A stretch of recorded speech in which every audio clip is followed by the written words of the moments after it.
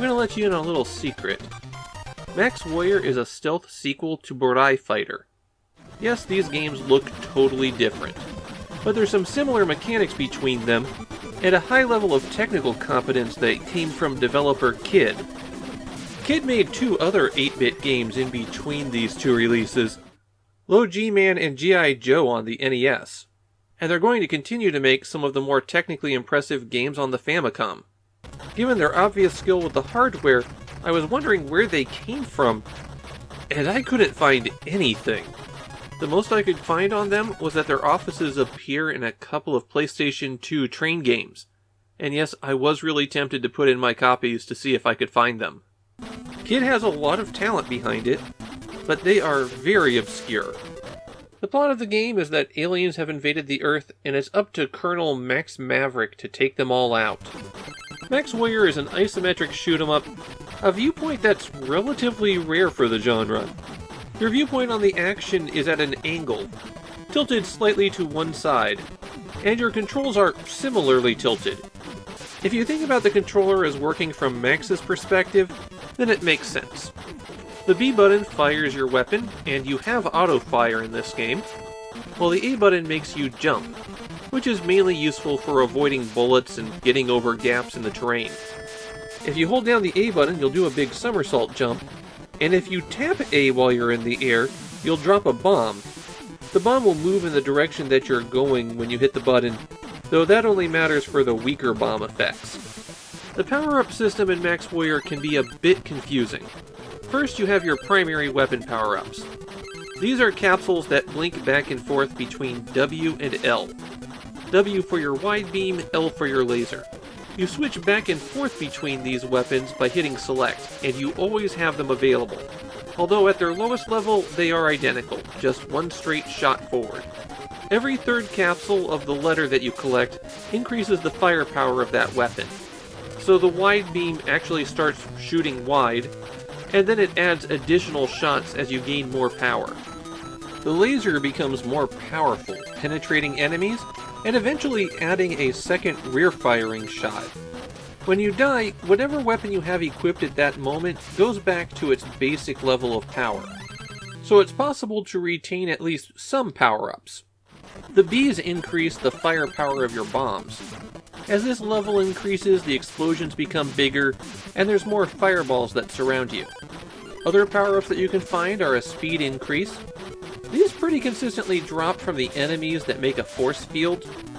There's also additional bombs, since they are a limited resource, a shield that can take a certain number of hits for you, and health recovery. Your health bar only starts out at the halfway mark, though. My biggest problem with Max Warrior actually relates back to that health bar. Your invulnerability time after getting hit is extremely short, so you can watch that health bar just melt away if you get hit in the wrong place. There are 2 kinds of stages in Max Warrior, though they're both isometric shoot-'em-ups. You've got walking stages that are relatively slow-paced, and you've got some vehicle stages, which are jetpacks and a motorcycle, and these have very rapid movement. So rapid that you'll have a hard time collecting any of the power-ups that drop. One thing to be aware of on the slow walking stages is that there are walls that you can bomb out to find hidden items, though I never managed to locate any, probably because I was saving my bombs for the bosses. And the bosses here are really cool looking. Although they look elevated in some cases, you can still shoot them from the ground. For example, with this wall boss, it's just a matter of getting lined up properly. And against this boss, which summons portions of its brain and then fires them at you, your bombs are almost worthless because the vulnerable point is so small and rapid moving. Though you can still get a lucky hit in with those. When that boss dies, there's this really amazing visual effect too, and that's something that Max Warrior has going for it. There's a lot of really surprising effects that they've added to the game. At some points, the ground that you're walking on will get warped and distorted.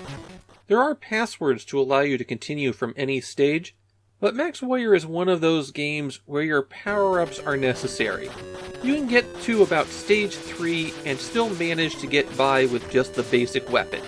Past that point, if you're not powered up, you're going to be struggling hard. If you lose everything from stage 5 and onward, you might as well start over from the beginning. I'm beginning to feel like a broken record at this point, But Max Warrior was yet another of those games that sank without a trace in Japan, but found some later-day affection from retro gamers. And naturally, that means that it's no longer a cheap game. These days, a cartridge-only copy will run you about 7,000 yen. It had been a while since I had played Max Warrior, so when I started playing, I went, oh, is this isometric viewpoint going to be a problem? And at first it was. But because of the clear visual presentation, I got used to it pretty quickly. There were a couple of places, though, where I felt it was more difficult than it should have been to line up an attack. And that's the kind of thing that relegates Max Warrior to just being pretty good, instead of one of the all-time greats. It's the third best shooter that Kid made for the Famicom.